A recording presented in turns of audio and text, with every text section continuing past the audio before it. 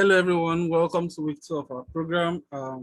It's been an interesting ride so far, I must say, from my end. I'm sure it's the same for you. So far, we've learned about C#, the console app. We've learned about debugging, quite a number of things, right? Setting up our Visual Studio Code, saying hello with C#. We've also learned about types, conversions, type conversions, nullable types, anonymous types, dynamic types, and variables in C#, right? So this week, which is week 2, we'll be going into arithmetic operators, relational operators, logical operators, assignment operators, decision making, and loops. We'll be touching all of these in no particular order because we might need one to explain the other. Like decision making, let me even change this decision making, and or let me just add to it conditionals. All right, decision makings or conditionals. Like for this, for decision making or conditionals, you would need some logical operators and relational operators to go with it, right? So we'll be touching on all of this today. And without taking much of our time, I would like for us to create our app the same way we've been doing it. So this is where we've been placing our app. I'll just do code dots.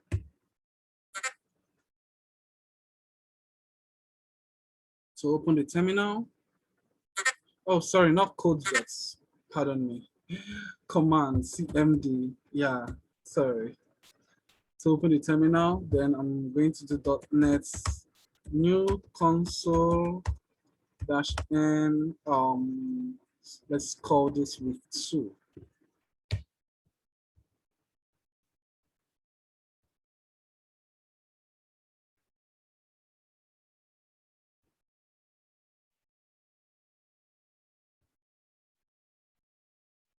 So waiting for it to create our new console app. It's doing that right now. It's done. So if we look into our new console app, the GUI, you see that it's created the program file and then the CS proj file. All right, now restoring, then we have to open up our app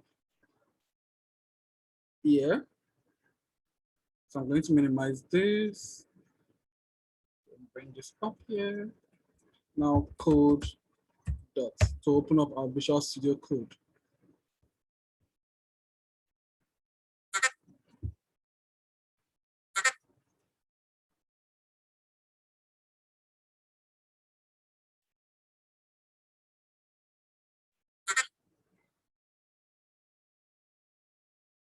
So Visual Studio Code is coming up. Yeah.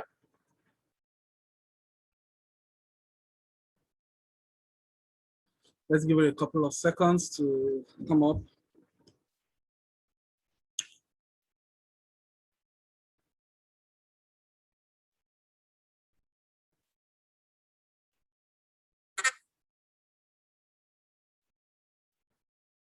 Okay.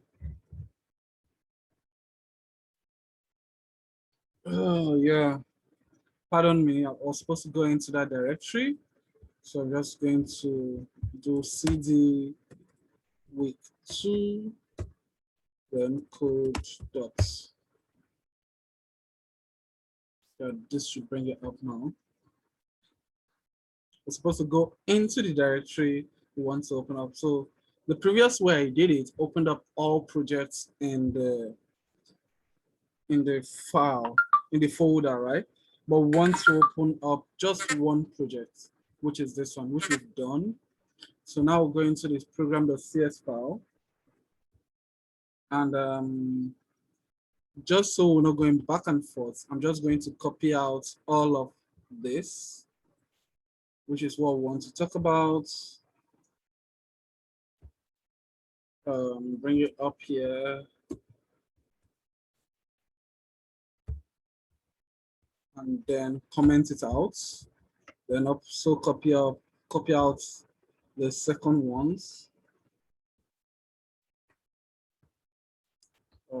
Put it right underneath and then comment it out. So here we are. So first one we're supposed to be talking about is arithmetic operators. Arithmetic, that's like maths, yeah. So you have some arithmetic symbols in mathematics while we're growing up. You have the addition symbol, the subtraction symbol, division, multiplication. We have all of those. And in programming, they mostly do the same thing like what they do in mathematics, right? Bear with me and follow me slowly. In programming, they mostly do the same thing as what they do in mathematics. And in mathematics, you use arithmetic operators for on integers, right? Yeah. So let's say we have an integer of num. Let's use num as the name. And inside of it, we put in 2 plus 2. And then we want to print out num to the console. So guess what it's going to show? Oh my bad. I'm supposed to zoom out. So let me do that quickly. Plus. This is fair. Okay, so I'm just going to bring this up a bit. Close this and bring this down a bit. Okay, so let's see. .NET run. So guess what it's going to print in the console? So while we're waiting for it to print, take a wild guess and see if you're going to be correct.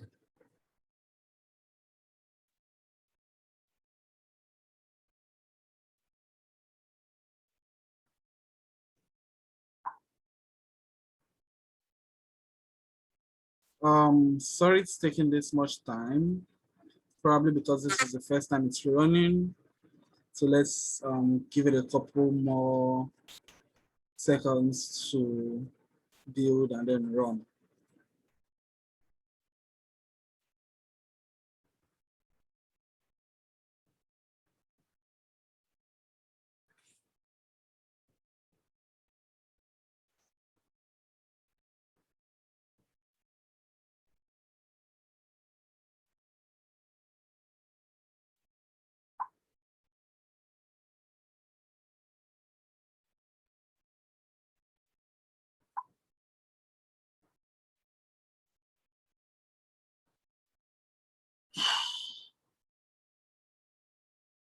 This is real bad. I'm sorry it's taking this much time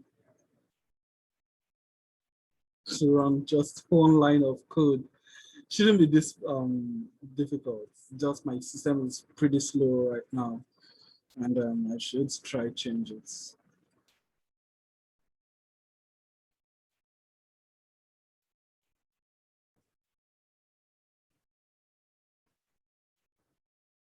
Come on, just num. We're supposed to just console or write num to the console.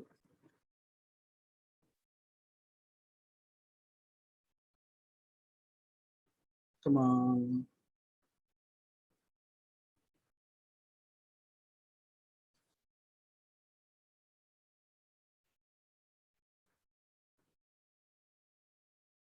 Oh yeah, it's coming, finally.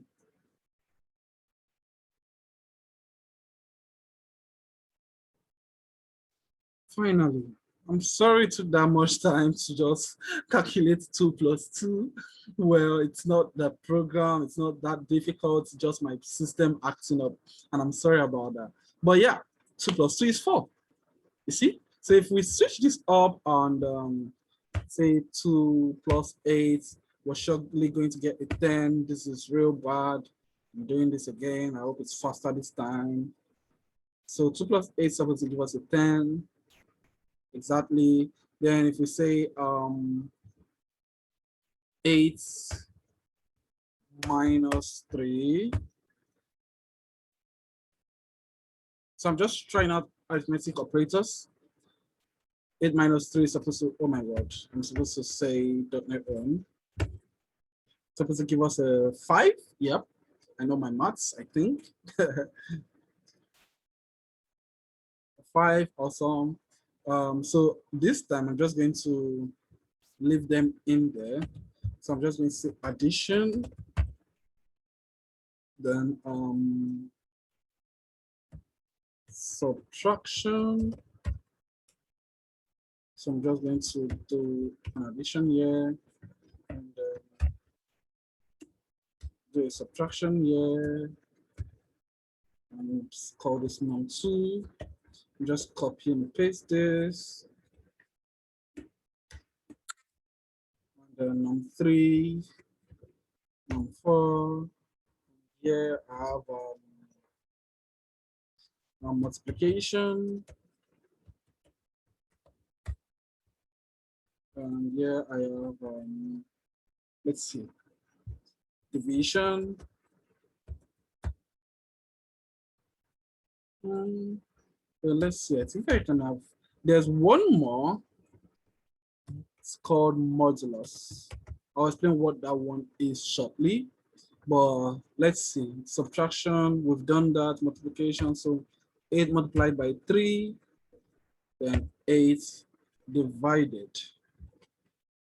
divided by 3.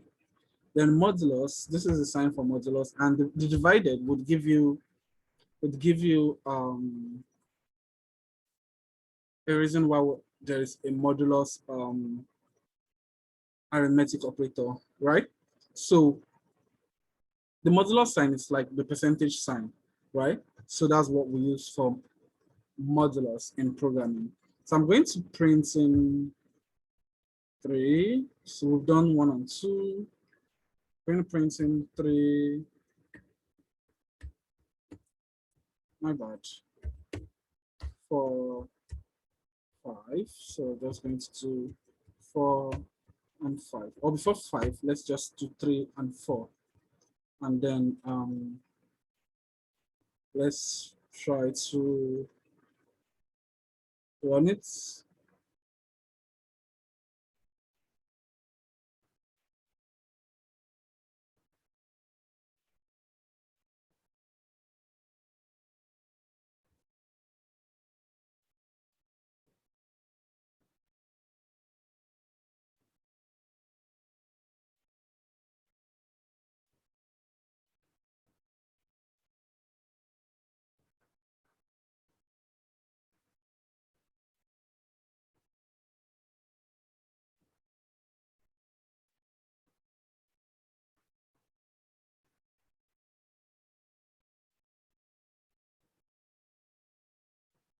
Okay. So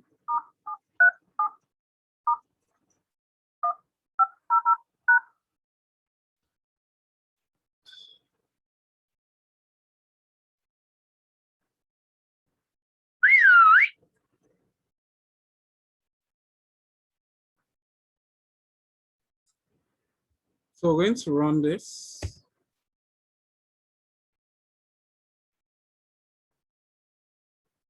And see what's underneath num3 and num4. Remember, num3 is 8 multiplied by 3, which should be 24. Num4 is 8 divided by 3, which should be 2 point couple of 6 or thereabouts. What's wrong?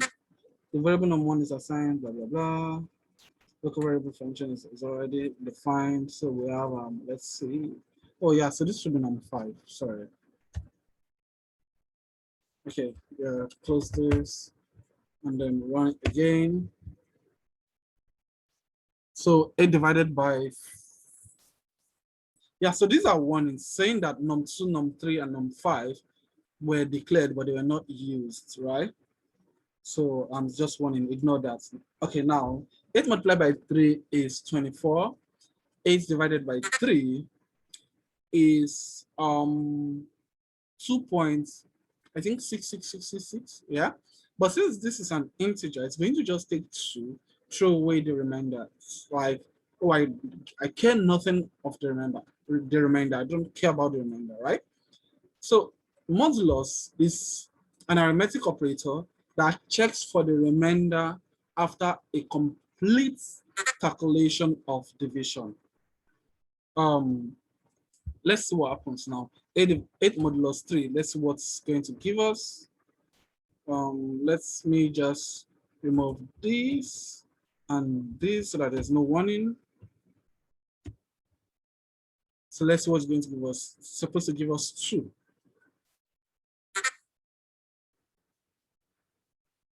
Exactly. So, you know, when it's divided by 3, the complete division ends at 6. So what's remaining? 2. Let's try this with 9 and 4. 9 modulus 4. And I can't remember if I talked about saving or keeping our work on autosave. That's why I don't save continuously, because my work is, or my app is always on autosave. So after the last key press, it saves automatically. But if yours is not there, you should do that. Well, you might want to do that, or you might want to be saving on your own. Depends on what you want. That's why I don't save continuously. All right. So 9 modulus 4. Sorry about that. Great. So 9 divided by 4 completely stops at 8. The remaining is 1, and that doesn't work, right? So another way to get like the remaining without having to split it is using decimals. Let's see.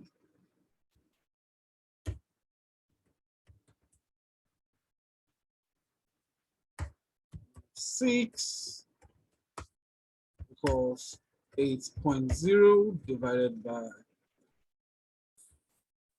3.0. So not divided this time, it's going to be modulus 3.0. No, divided is actually fine because it's going to give us everything in decimal units. So I'm just going to say num6.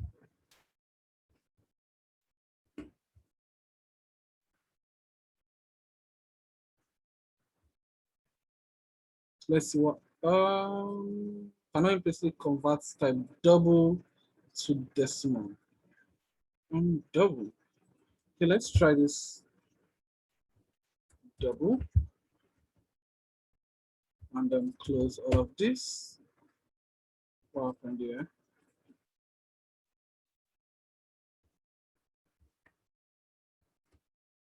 I'm just going to kill this terminal and then start a new one.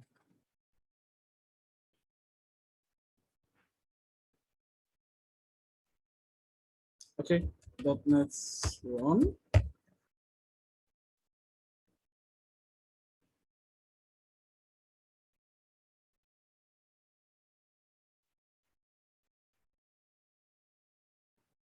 All right, can you see it says 2.66? So that's another way to maybe get a remainder without having to do the modulus line. You could just create a decimal unit or double, like has been mentioned here, and then that works. All right, great. So I think we're done with arithmetic operators. You could just try your hand, and then it doesn't have to be just a singular calculation. Let me just do one final one. Remove all of these and do calculate. So let's say int norm is equal to 2 times 5 plus 4. Let me put 4 here times 5. Brackets 4 plus 3. I don't know if we're mathematical geniuses, but I think what would happen is 4 would be added to 3, that would give us 7. 2 times 4 would give us 8, plus 5 would be 9, 9 times 7 should give us, let's see.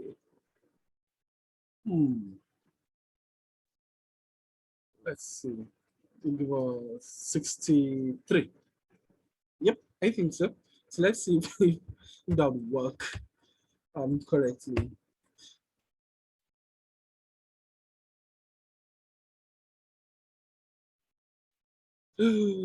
Method name 27. Method name. Okay, let's just add a multiplication here. Okay, I'm probably doing something wrong, but let's try that again. 43. Interesting. What just happened? I got that wrong. I got that wrong. Oh my word.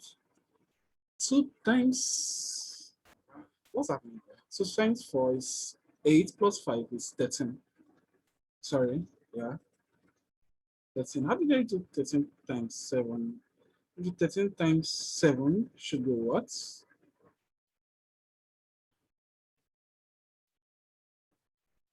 That even isn't close.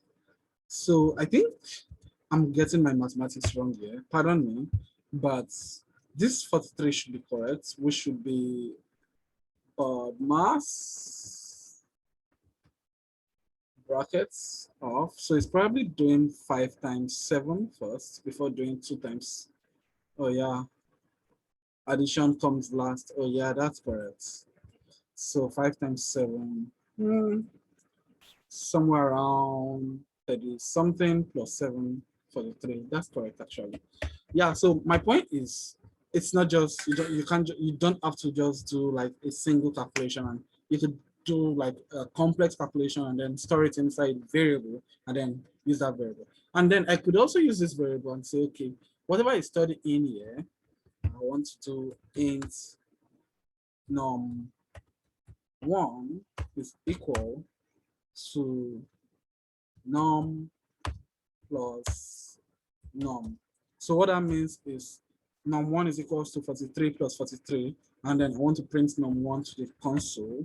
So that would give us, I'm sorry if I try to, or I attempt to calculate it. So that would give us 86 exactly. All right. Now, okay, I would not want to bore you with some syntax, how to make this look finer right now. Probably much later I'll show you how to make it look finer, but that is how it works. And that is arithmetic operators for us. So I'm just going to move down to relational operators. Bring that down here. And then in relational operators, we're talking about how 2 things relate to each other, right? So we'll probably need to store values in one variable and then value in another variable, and then compare if these 2 things relate to one another. But before we do that, we need something called conditionals, right? Conditionals is like saying you're checking the condition of a statement to find out if that condition is either true or false. And then if it's true, carry out a particular action. If it's false, do not carry out that action, stuff like that. Or if it's false, carry out a particular action. And if it's true, do not carry out that action. Depends on what you want that condition to be. More or less saying, or you have a key to a building. Now that's a condition, right? So you probably have a bunch of keys and you're told to access a building or a vault. Now, if the key you're trying to use to access that building or vault is the right one, it's going to grant you access. But if it's the wrong one, it's not going to grant you access. That's like the basic or simplest way to explain conditions. And how do you check conditions in programming? Use what is called if. Remember, I kept saying if the key, if the condition. So it's more or less the same thing. So if now what happens? Yeah, inside of this, you put the condition that you want to check. And then inside the bracket, you put the condition you want to check. Then you bring in a curly brace, and then you put in what you want to happen. What should happen if true? Then, okay, before we continue, I'll just leave this here. What should happen if true? So remember, the condition has to go into the brackets. Okay, so what could the condition be?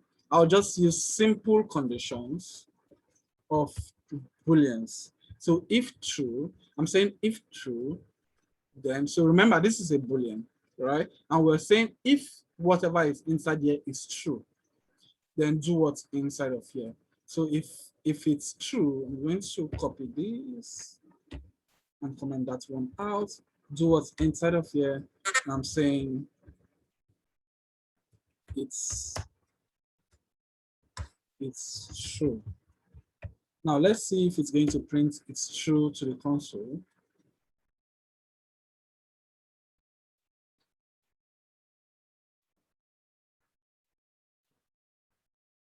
It's true.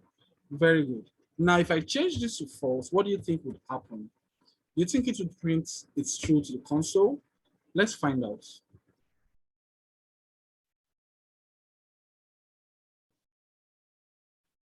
Hmm, 35, line 35, okay, saying unreachable codes detected, right?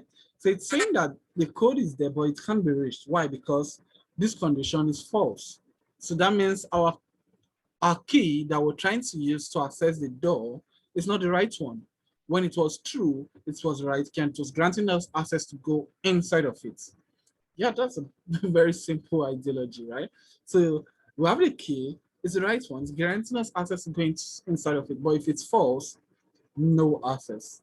Now, this is not the only way to do it because we could just slap in true or false in there.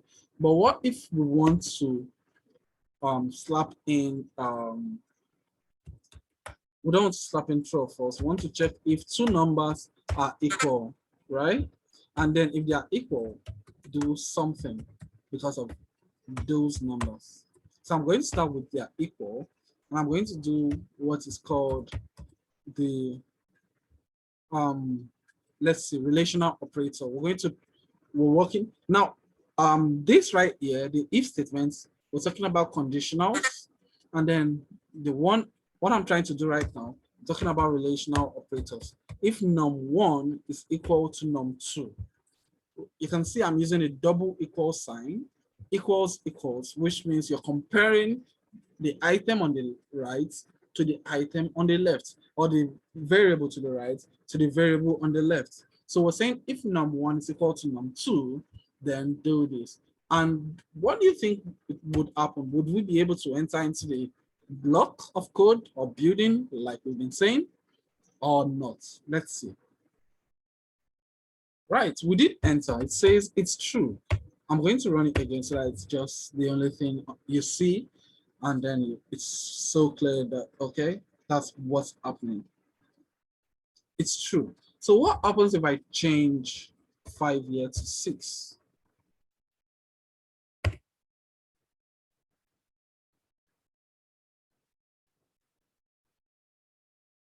Would it still allow us? No. Can you see that? So it says nothing happened, right? Because we're not able to go inside there, right? Now, what if we want to do something when it's false? We don't want to just jump out of it, right? Then we could do else, and then a curly brace, and then right here, what should happen if false? What should happen if false? Say it's false, right? So let's see what's going to happen this time. So you can see it's a very long condition. Not scary, try not to be scared by it. It's just a simple if condition, squarely braces what you want to happen, else what you want to happen if false. And you can see it's telling us it's false. So it's jumping this one. It's assuming that it's not saying everything inside of here. And then it's just jumping into this block and saying, oh, you couldn't go into that one, else we're bringing you here. Close. I'm going to bring this down. Now, are these the only relational operators? No. We could check if num1 is greater than num2. Is num1 greater than num2? Looking at num1 and num2, num1 is 5 and num2 is 6. Do you think num1 is greater than num2? Let's see.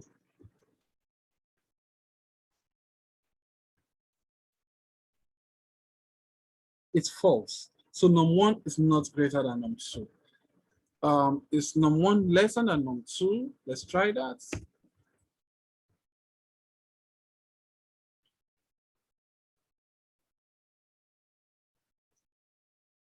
It's true, num1 is lesser than num2. Can you see that? So we've been able to check if it's equal to, we've been able to check if it's lesser than, we've been able to check if it's greater than. Then we can also check if it's lesser than or equal to, or greater than or equal to.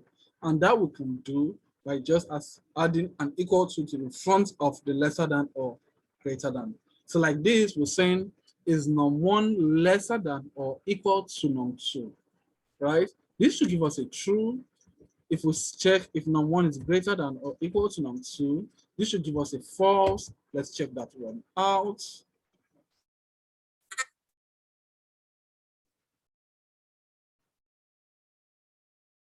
It's a false. Now, if I change this and say 5, is num1 greater than or equal to num2? This should give us a true because it's equal to, right? So this is another way of checking if it's equal to or greater than, or if it's equal to or lesser than. And you can see it's giving us a true result. All right. Now, what if you want to do something when something is actually false, right? Because we've been saying that, oh, this is going to do something when it's true. This is going to do something when it's true. What if I want to do it's false inside here, right? Well, that's where logical operators come in. Yeah, logical operators. So I'm just going to leave this here. Decision making and assignment operators and relational operators. I'm going to copy this, comment it out.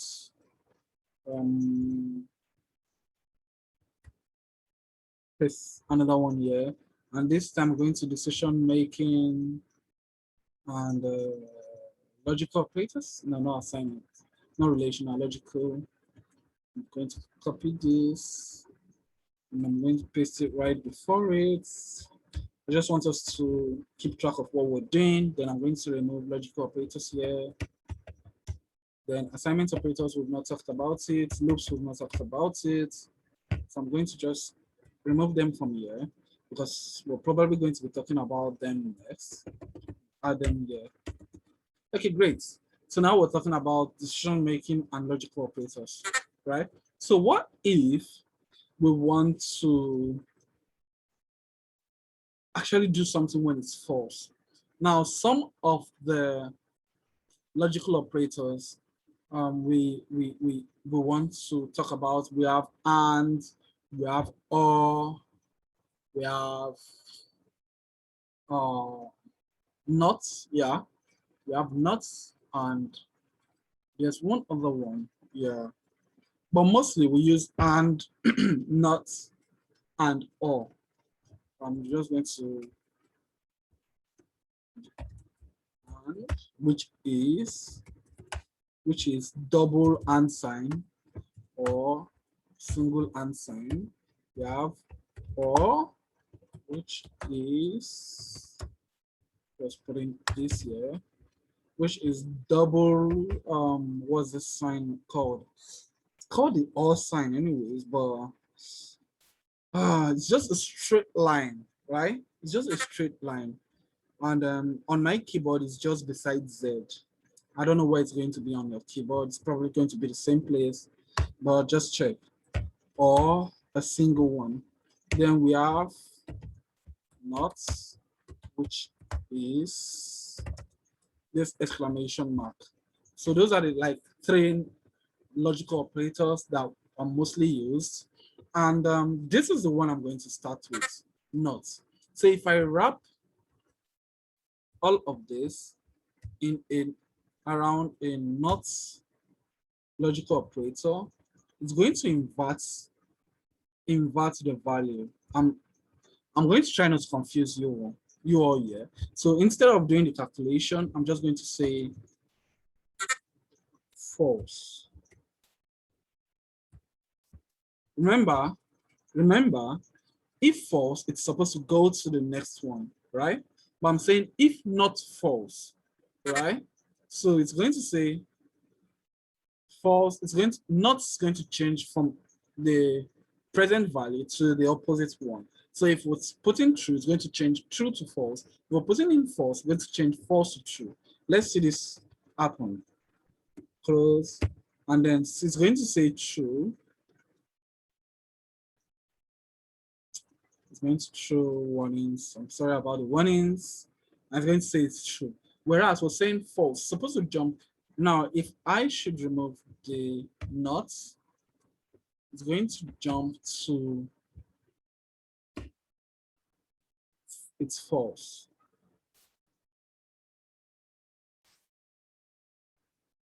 Exactly. So close this, there, and the one. Okay. Yeah. All right. So now what happens is a not sign. I'm just going to type in here. A not sign changes truthy value to false and false values to true, right? So that's what happens with a not sign. So let's do a calculation. I'm going to do this and wrap it in a bracket. So we're supposed to wrap the nuts around our condition, right? And then it's going to invert it. So I'm going to say if num1 is equal to num2, remember, it's going to convert it or invert the result. Now, is num1 equals to num2? Yes, it is. But then because of the not sign, it's going to say it's not equal. So it's going to change it to a false and then say it's not equal. And basically, I'm not sure there's a reason why you want to do this in this particular scenario, but there are reasons why you would want to check if it's not, right? If your reasons why you want to use the not sign to invert it. So you can see it is equal, but it's saying it's false, like it's not equal, and that's because of the not sign. That's one of the logical operators that's out there. I'm going to close this. Another one is, let me just copy this and comment it out. Is the or sign. Okay, so I'm going to create a new variable, int num3 is equal to 6. And I'm going to say if num1 is equal to num2 or num2 is equal to num3, then do this. Now, before we continue, an or logical operator checks if one of the two values or one of the two conditions is true, right? If the one on the right is true, then it's just going to go in. If the one on the left is true, then it's going to go in. So even if one is false, as far as one of the value is true, it's going to go in. And that's what happens with a null, with an or operator. So as you can see, I'm going to bring this down here. Let me just leave it up there. Num1 is equal to num2, but num2 is not equal to num3, but it's still going to say it's true. Let's see.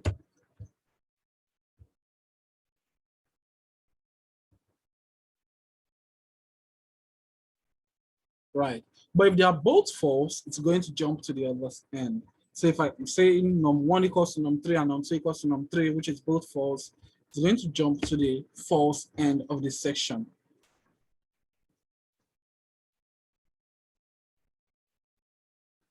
It's false. And that's what OR does.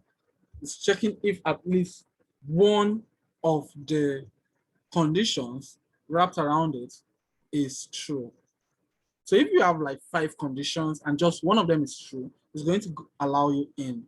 But the other one, which is the AND logical operator, doesn't work that way. So I'm going to comment this out.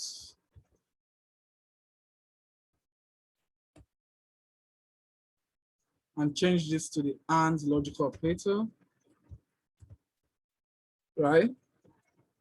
And let's see what happens. So if num1 equals to num2, that is true, and num2 equals to num3, it's not going to allow me going because it's going to check if both of them are true. Is the one on the left true? Is the one on the right true? So now we're going back to our vault scenario or lock scenario. So it's like saying we have 2 locks right now, and the 2 of them has to be open before you can go in. The 2 of them needs to be true. The key for the 2 of them needs to be true before you can go in. And that's what's happening here. It's going to say it's false.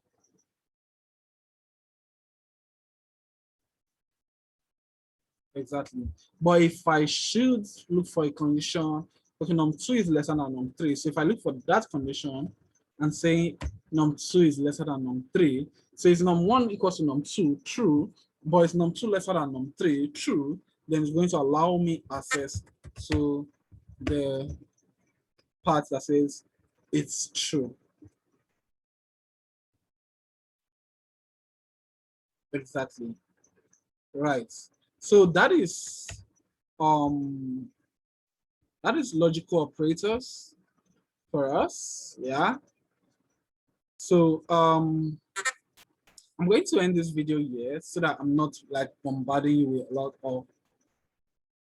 of sorry about that. So I'm not bombarding you with a lot of information.